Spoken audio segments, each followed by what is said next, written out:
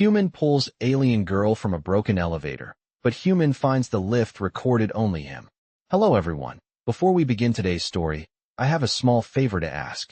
Please hit subscribe and turn on the notification bell so you never miss our channel's new videos. It's quick, free, and the best way to support us in bringing you more dramatic stories. Your support means the world to us. Where are you watching from? Drop your city or country in the comments below. Thank you very much. Now let's return to our main character. The storm had been pounding against the glass tower for hours, a steady rattle of cold rain and restless wind that made the whole building feel alive. On the 42nd floor, the hallway lights flickered, humming with the tired breath of an old power system struggling through another long night. Ethan Miller paused, toolbox hanging from one hand, listening to the faint metallic groan echoing through the service corridor. He'd heard that sound before, steel under stress, cables tightening, something shifting where it shouldn't. Lift 17. Again. His tablet buzzed at his hip, screen flashing a bright red warning. Elevator 17, critical malfunction. Cabin unstable. He exhaled, rubbing a thumb over the bridge of his nose. It was almost midnight. He could have logged it, left it for the morning team, walked away like everyone else on this shift would have done without thinking twice. But the uneasy tremor running through the metal floor made his gut twist. Someone might be inside. He jogged toward the elevator bay, boots thudding softly against the carpeted hallway. The fluorescent lights above him flickered again, then steadied, casting a pale glow over the stainless steel doors of lift 17. A sharp sound cracked from inside, like a brief snap of tension releasing. He didn't hesitate. Using his master key, he unlocked the maintenance panel and forced the outer doors open. The cabin was stuck about 2 feet below the floor level, lights inside stuttering between dim yellow and soft blue. And there, kneeling, gripping the handrail with trembling fingers, was a girl unlike anyone he'd ever seen. Her skin glowed with a soft blue-violet sheen, as if catching light from somewhere he couldn't see. Her eyes, bright and luminous, widened the moment they locked onto his. She looked young, maybe early 20s by human standards, dressed in a sleek jacket dusted with something like stardust, though he knew that couldn't be right. The cable above gave a short, warning groan. Ethan dropped to his stomach, reaching an arm into the gap. "Take my hand," he called, keeping his voice steady. The girl hesitated, not out of fear, but something closer to confusion, as if she were studying him in the middle of all this. Another metallic snap jolted her into motion. She grasped his hand, her grip surprisingly warm, and Ethan pulled with everything he had, muscles burning as the cabin dipped another inch. With a final heave, he slid her across the floor just as the elevator lights extinguished completely. For a moment, the hallway was quiet except for their breathing.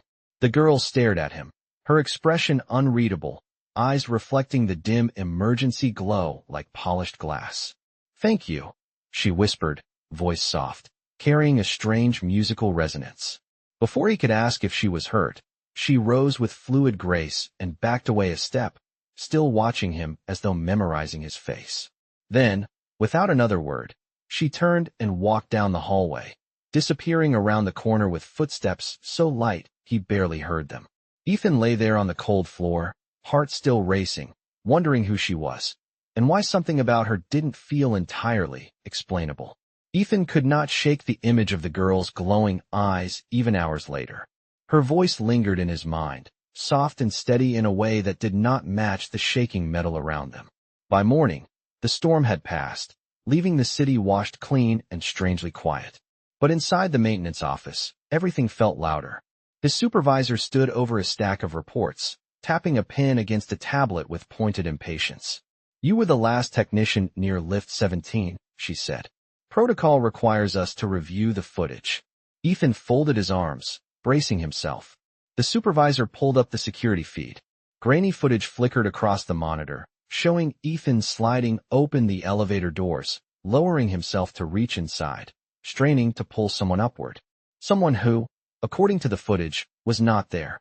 The cabin was empty. The hallway was empty.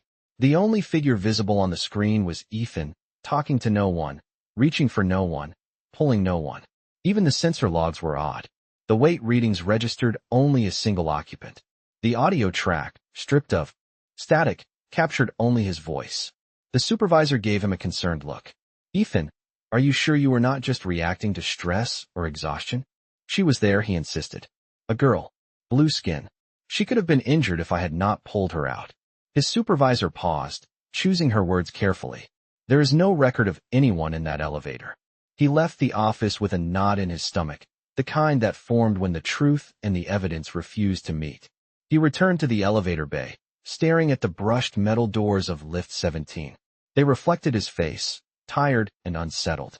He crouched, running a hand along the maintenance panel. Something faint shimmered on the floor, a thin trail of dust that caught the light in a soft violet hue. He touched it. It clung to his fingertips like powder, cool and almost weightless. Not dust, not anything he recognized. A soft chime echoed behind him. He turned. Empty hallway.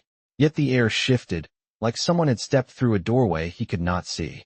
You found that, a voice said quietly. Ethan spun toward the sound. She stood beneath the dim light at the far end of the corridor, the same girl he had pulled from the elevator. Lyra. Her eyes glowed faintly, adjusting to the brightness as if she were seeing the world through layers he could not imagine. Ethan exhaled, relief washing over him. I thought I imagined you. Lyra took a hesitant step forward, her expression gentle but conflicted. Your machines did not record me, she said. They cannot. Not yet. Why, he asked. How is that even possible? She looked down at her hands, flexing her fingers in a way that seemed almost human, almost not. My people exist slightly out of phase with your world sensing systems. Your cameras, your scanners, even your identification gates, they do not know how to see us. She lifted her gaze, meeting his with quiet honesty. But you saw me. Ethan felt something shift in his chest, a realization settling slowly. You were in danger. Anyone would have helped. She shook her head gently. Not anyone. Many would have walked away. You did not. Her voice softened further. That is why I came back. A distant alarm beeped, signaling a new task in the maintenance queue. But Ethan did not look away. From her, Lyra glanced toward lift 17, then back to him, as if weighing a decision she had carried alone for a long time. There is something you need to know, she whispered. And it starts with why that elevator failed in the first place. Her words hung in the quiet hallway, shaping the beginning of a truth he was not sure he was ready to hear. For a moment Ethan simply stood there, the soft glow in Lyra's eyes pulling him into a silence that felt heavier than the humming lights above them. She moved closer, her steps quiet, almost careful, as if she were trying not to disturb the air itself. The elevator did not fail by accident, she said. It reacted to me.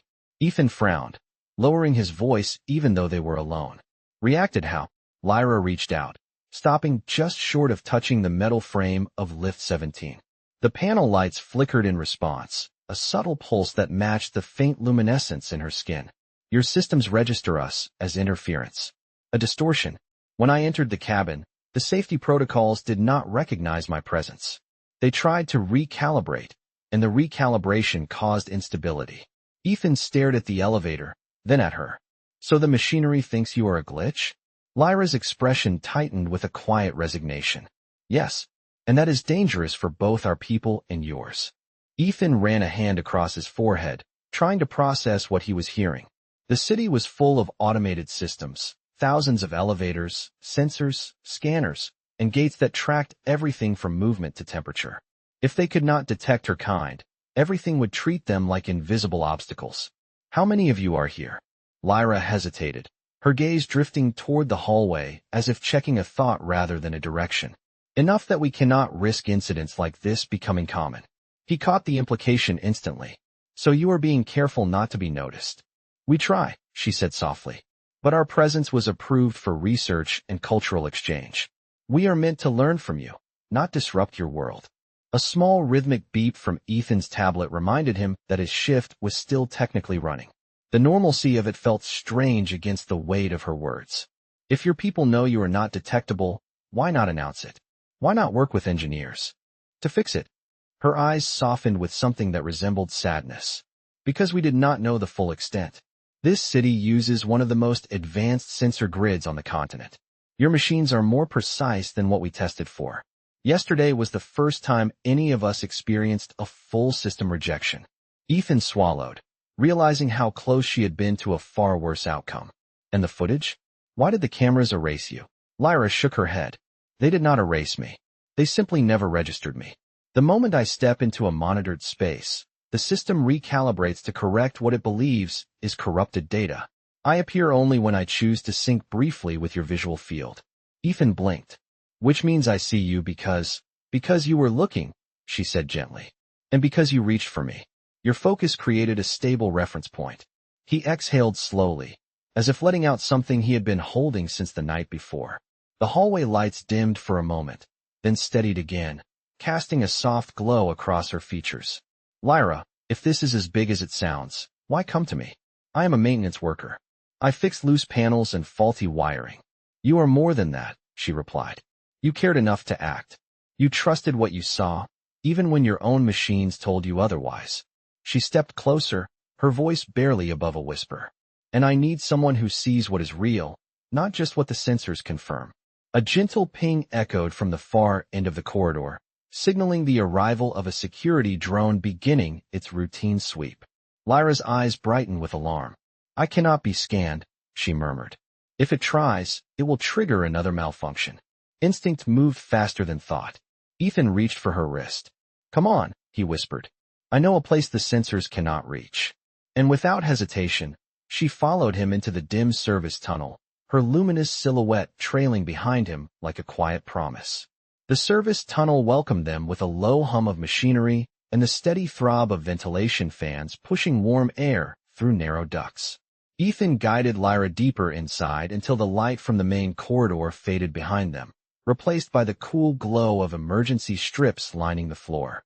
Here, the building felt different. Quiet. Unobserved. The sensors did not track this space because it had been built decades before the current safety grid was installed. Ethan had discovered long ago that the old infrastructure still lived beneath the polished modern tower, humming and breathing like a forgotten backbone. Lyra looked around with cautious curiosity. Her eyes reflected the soft amber floor lights, giving them the appearance of tiny suns drifting in her gaze. No machines are watching us here, she whispered. None, Ethan replied. The system does not map these tunnels. They were never upgraded. Most employees do not even know they exist. Lyra let out a slow breath, tension easing from her shoulders. Your world is layered, she murmured. So many systems built on top of others. It is beautiful, but also fragile. Ethan leaned against the wall, arms folded loosely, studying the way her presence shifted the air. There was no flickering, no distortion, no sensor alarms. Just a girl with luminous skin and a voice that seemed woven from calm and uncertainty. You said you needed someone who sees what is real, he said. What exactly do you need from me? Lyra traced her fingers lightly along a metal conduit, leaving a faint shimmer in the air that dissolved slowly like dust catching a beam of light. My people were invited here, she said.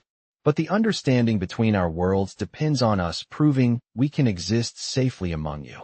Yesterday's incident threatens that. Ethan straightened. Because the elevator malfunctioned? Because your systems reacted to me as a hazard, she replied. If incidents like that happen in public spaces, your authorities may question the agreement that allows us to remain here. They may believe we are a risk. Her voice softened. And some of your people already fear what they cannot see. Ethan's jaw tightened. He knew that fear well. He had seen it in every memo about unauthorized anomalies, every corporate protocol that treated unknowns as threats. What do you expect me to do? He asked. Lyra took a step closer, enough that he could see faint constellations of luminescent freckles along her cheekbones, a detail he had missed in the dim hallway earlier. You have access to the building's systems, she said. You understand how they read data, how they classify it. I need you to help me understand why I caused destabilization. If we can find the pattern, my people can work with yours to fix it. Ethan rubbed the back of his neck. You want me to decode why the building cannot see you? Yes, she said, her voice steady but hopeful. I need someone who does not dismiss what he knows he saw. He looked down at his hands, remembering the weight of hers when he pulled her from the elevator. Warm, real, human in all the ways that mattered. I will help, he said. Lyra's eyes brightened, a soft flicker of gratitude crossing her face. Then we begin with the place where your systems touched me, she said. The elevator logs. Ethan pushed himself off the wall, motioning for her to follow. Those files are monitored. I cannot access them from a terminal without raising questions. Lyra tilted her head. Is there another way? There is, Ethan said, lowering his voice. The analog backups. The ones kept off the network. Lyra blinked. Your world stores information twice. 3 times, he said with a faint smile. Just in case the first 2 fail. She nodded thoughtfully. A very human approach. He started deeper into the tunnel, guided by memory and the faint hum of an unused conduit line. After a moment, he noticed she was walking beside him, matching his pace with quiet steps. Ethan, she said softly. He glanced at her. Thank you. Her voice was not loud, but it filled the tunnel all the same, settling into the space between them like something that belonged there. The tunnel opened into a narrow service stairwell that wound downward in slow circles, the concrete walls carrying a faint echo of their footsteps. Ethan flicked on a small inspection light, its beam cutting through the dim space ahead of them. Lyra followed closely, her gaze drifting over the exposed wiring and old metal plates as though she were studying an artifact from another era. Where does this lead? She asked softly. Basement level 3, Ethan replied. There is a maintenance archive down there. The analog logs are stored in a sealed room, completely disconnected from the rest of the building's systems. Analog, she repeated, tasting the unfamiliar term. Meaning physical? Paper, ink, and sometimes thermal tape, Ethan said with a faint smile. It is old, but it is reliable. Nothing recalibrates when something is printed on paper. Lyra considered that, her expression shifting into quiet admiration. Your world builds safety nets beneath safety nets. Ethan shrugged. We fail a lot, so we plan for it. They reached the bottom of the stairs, where a metal door waited in silence. A soft buzz radiated from the emergency light above it, painting the air in a thin red haze. Ethan used an old-fashioned keycard, sliding it through the reader until the lock clicked. The hinges groaned gently as he pushed the door open. Inside, the archive room felt untouched by time.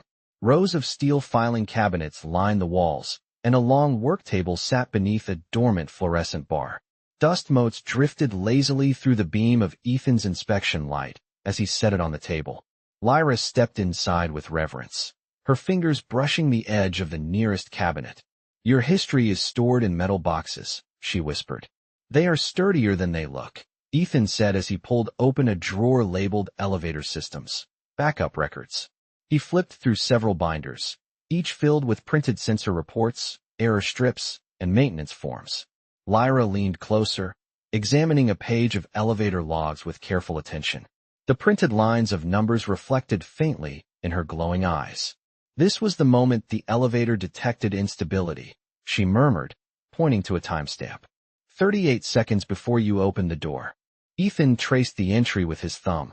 The system tried to compensate by recalibrating the cabin weight distribution. But because it did not detect me, Lyra added, it attempted an adjustment that made the situation worse. Ethan looked up at her. You were in danger long before the power fluctuated. She nodded slowly, the realization settling in her expression. Your machines were trying to protect passengers. But without recognizing me, they acted blindly. Ethan moved to another drawer, pulling out a thin strip of thermal tape.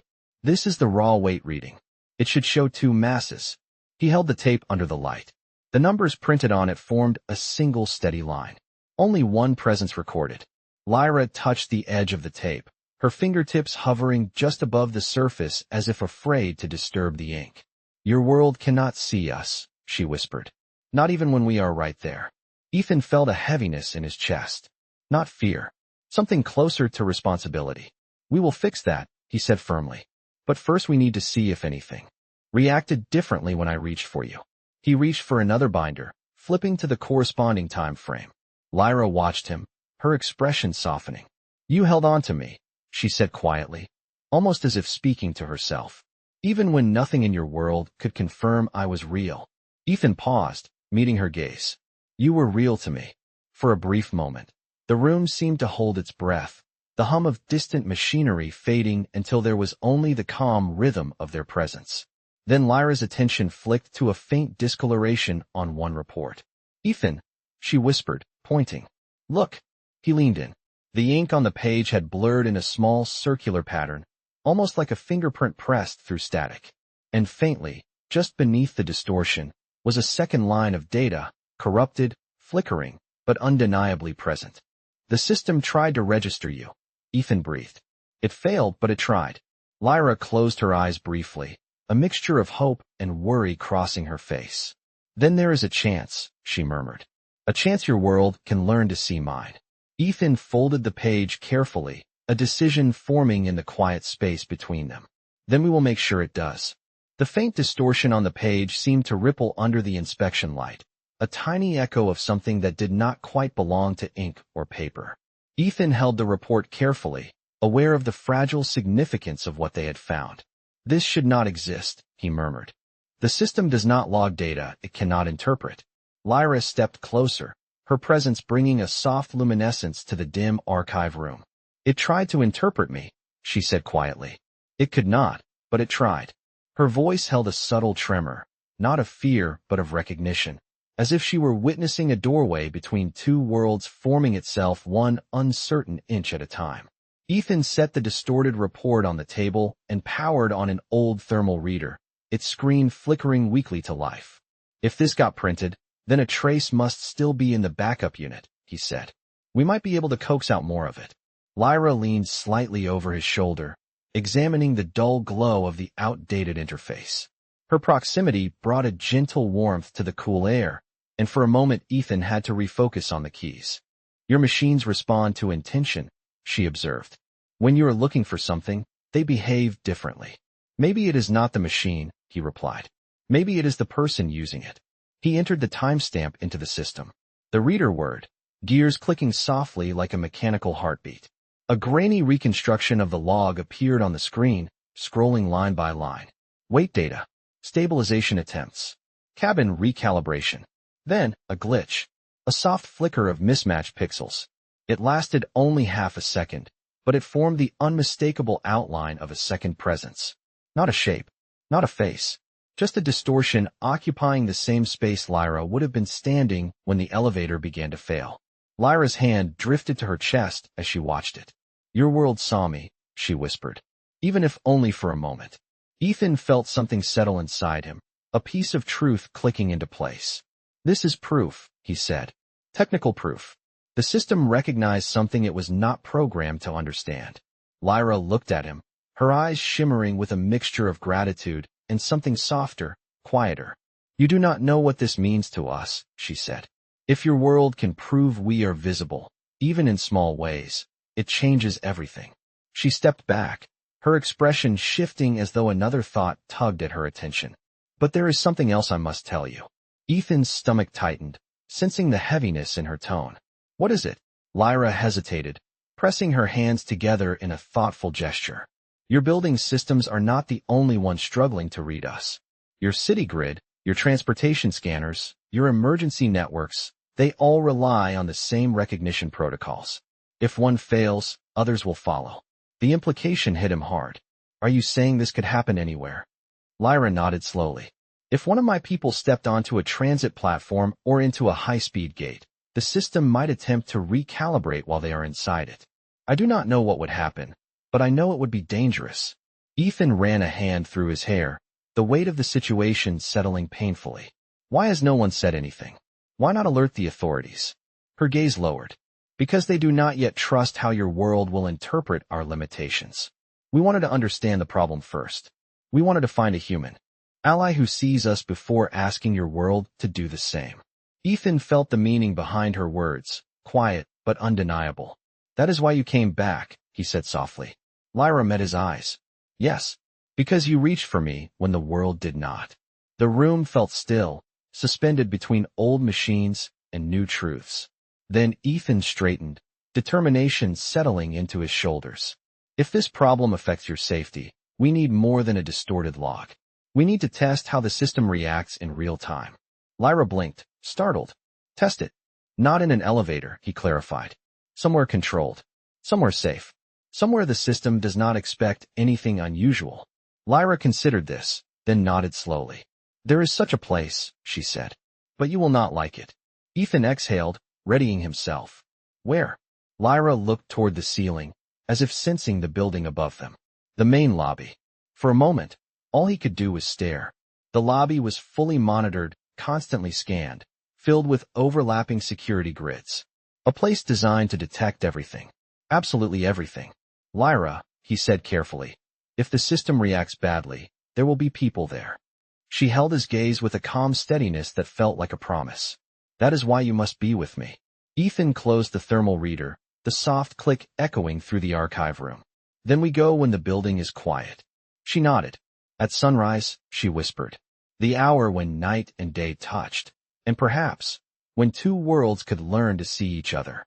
Sunrise crept through the glass tower like a soft breath, brushing pale gold across the polished floors of the lobby. The building was almost silent at this hour, a rare window before the morning rush, when the air felt still and the security grid hummed at its calmest frequency. Ethan stepped through the side entrance, badge clipped to his shirt, trying to steady the rhythm of his breathing. The echo of his boots on the marble floor sounded too loud, too exposed. Lyra appeared a moment later, emerging from the dim edge of a maintenance hallway, as though she had been woven out of the morning light itself. Her skin caught the sunrise, shimmering faintly in cool shades of blue and violet. Are you sure about this? Ethan asked quietly, glancing at the array of security panels lining the ceiling. The sensors here are stronger than anywhere else in the building. Lyra nodded, calm and resolute. If your world can learn to see us, this is where it must happen. The lobby's central scanner activated with a soft chime, preparing for the day's first employees. A holographic display flickered to life above the security gate, listing the calibration parameters in neat, glowing lines. Ethan felt his pulse quicken. We will go slow, he said. If anything looks unstable, we stop immediately. Lyra offered a small, reassuring smile. I trust you. They stepped toward the central scanning lane. Ethan swiped his badge first. The gate acknowledged him with a green beam, the turnstile unlocking with a soft click. Then the system scanned the space behind him. It should have read Lyra. Instead, the holographic display pulsed, hesitated, and rewrote itself 3 times in rapid succession. The scanner emitted a gentle chime of confusion, a sound Ethan had never heard from it before. Lyra held her position, hands loosely at her sides, her expression serene despite the instability forming around them. It is sensing me, she murmured. But it cannot resolve the data.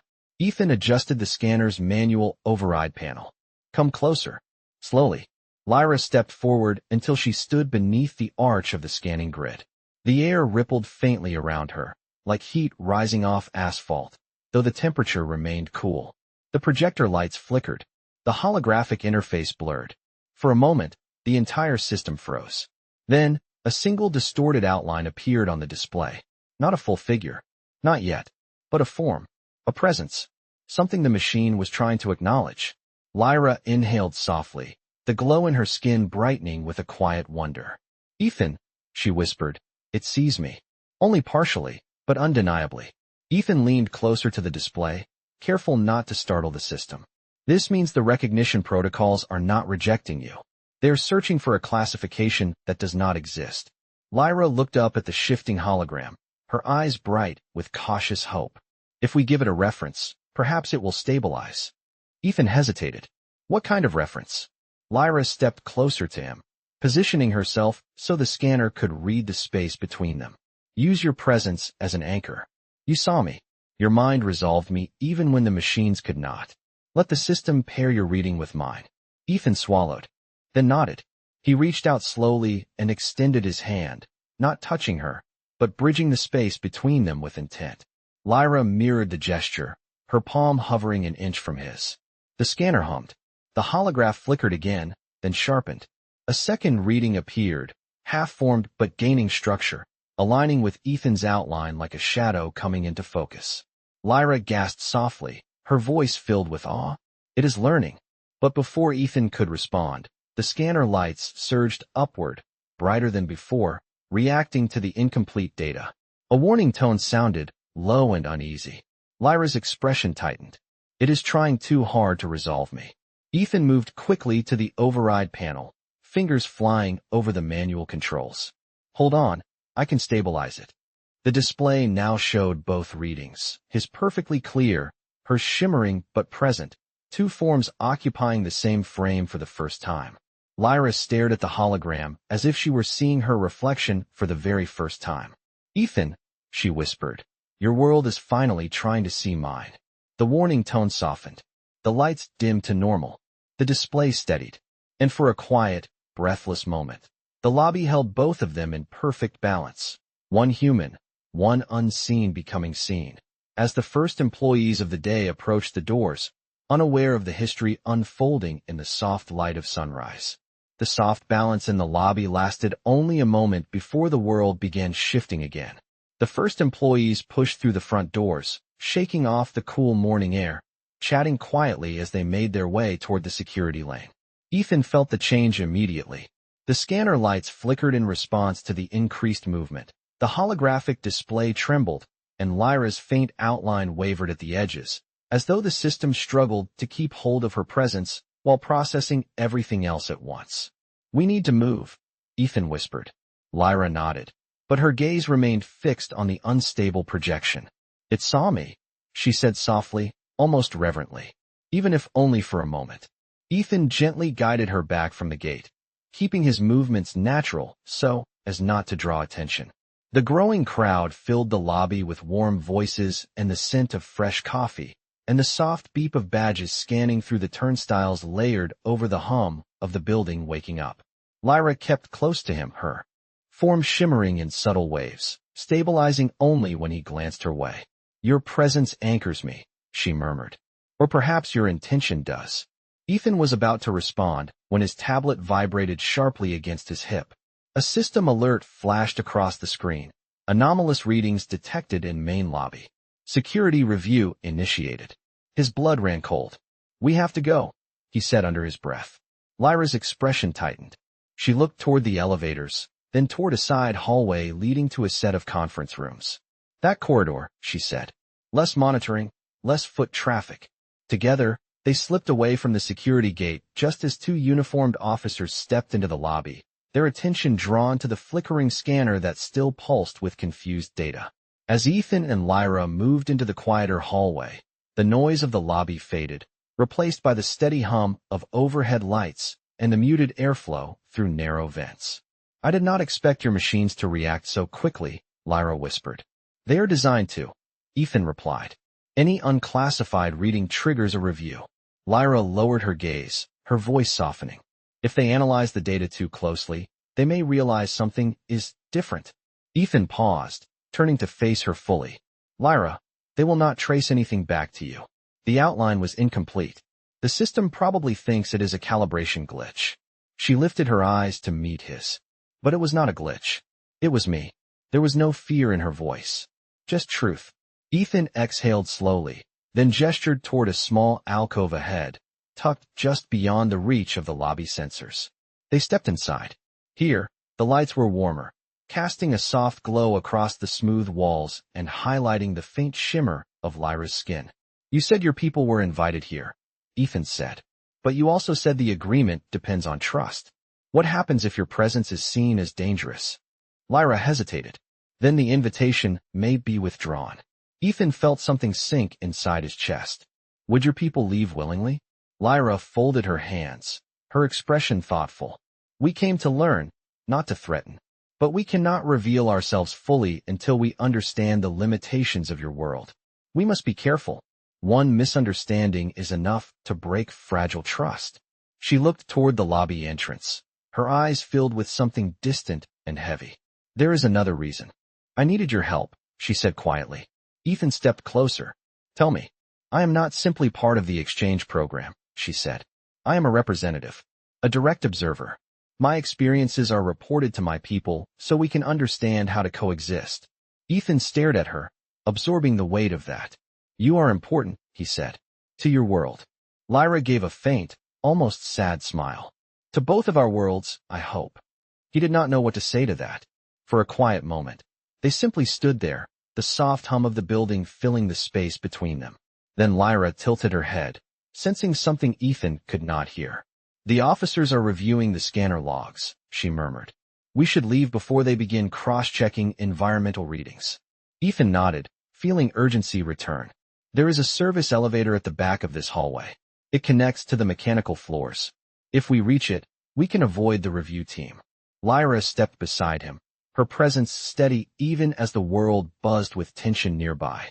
Lead the way, she said. As they moved together toward the quieter depths of the tower, the holographic outline that had formed in the lobby remained in Ethan's mind. A fragile silhouette that proved she existed in both worlds, even if only for a flicker of time. And he knew, with a certainty that settled deep, that flicker was only the beginning. The service elevator vibrated softly as it carried them upward, the hum of old motors blending with the faint shimmer that always seemed to follow Lyra when she grew quiet. Ethan watched the floor numbers rise, each one bringing them closer to the rooftop access level where the signals were weakest and the surveillance grid thinned to almost nothing. Lyra stood beside him, hands clasped, eyes lifted toward the low ceiling as if she were listening to something distant and private.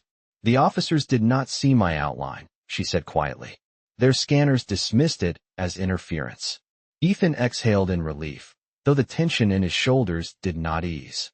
Good. That buys us time. Time, she repeated softly, as though feeling the word. Your world is built around measuring it, managing it, racing it. He offered a small smile. You make it sound like a burden. Lyra turned toward him. Sometimes it is, but sometimes it is a gift. The elevator chimed at the top floor. They stepped into a narrow concrete hallway lit only by long skylights that funneled the pale morning glow downward. The city stretched beyond the windows, washed in soft light, the storm from days before now only a memory reflected in the glistening rooftops. Ethan led her to a maintenance door that opened onto the roof's perimeter walkway. Cool air brushed against them, carrying the clean scent of early dawn. Up here, the building's systems were thin. The monitoring grid weakened against the open sky. No cameras, no thermal arches, just wind and space and two silhouettes walking side by side. Lyra stepped toward the edge of the roof, not close enough to risk a fall, but enough to let the sunlight reach her fully. Her skin responded at once, tiny flecks of bioluminescent color drifting beneath the surface like a shifting constellation. Ethan paused, struck by the quiet beauty of it. She turned back to him, noticing his stare. This is why your machines struggle, she said gently. We were shaped by a world with different light, different density, different ways of being seen. But I saw you, Ethan said, the words leaving him before he could think too much about them. Lyra's expression softened with something that warmed the chilly air. Yes, she whispered. You did. She moved closer, the city reflected in her eyes, the wind lifting a few strands of her silver-blue hair. Ethan, what we did today will be reported to my people. They will analyze the data. They will understand that your world can begin to perceive ours. That is good, he said. It means you can stay. Lyra lowered her gaze, folding her hands. It means we can begin. But there is a complication. As a representative, I am expected to maintain distance, to observe without forming attachments that might influence my decisions. Ethan felt his heartbeat slow, tension forming low in his chest. And have you? She lifted her eyes to his, and the honesty there held the quiet weight of a sunrise. Yes, she said simply. The wind moved around them, filling the silence that followed. He stepped closer, not touching her, only sharing the same stretch of sunlight. So what happens now? He asked softly. Lyra looked out over the city, her voice steady but threaded with emotion.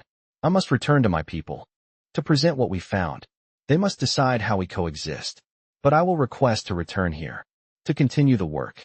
Ethan nodded, though he felt a small ache settle inside him. When? Soon, she said. But not today. She reached into the inner lining of her jacket and withdrew a small device, no bigger than a coin, glowing faintly with the same hue as her skin. She placed it gently into his hand. This will allow you to contact me. Only you. It is synchronized to your biometric field. Ethan closed his fingers around it, feeling its warmth. Lyra, she offered a soft, hopeful smile. Even if your machines cannot always see me, she whispered, you will. A quiet moment passed between them, filled with the weight of everything unsaid. Then she stepped back, her outline shimmering lightly in the open sky as the rooftop access door opened behind them with a soft hiss. A transport craft hovered just beyond the building's edge, silent and sleek, waiting. Lyra held his gaze one last time. "What you did," she said, "defines more than you know." She turned, moving toward the craft with steps that seemed almost like gliding. And as she reached the edge of the platform, sunlight caught her figure, reflecting brilliant shades of blue and violet before she vanished into the vessel with a soft pulse of light. Ethan remained on the rooftop, the small device warm in his palm, the breeze brushing against him like a quiet echo of her presence. He looked out over the waking city, the place that had never been built to see someone like her. Until now. And in the silence that followed, he understood something simple and profound. He had not just pulled her from a broken elevator. He had pulled her into a world that was still learning how to see her. And she had done the same for him.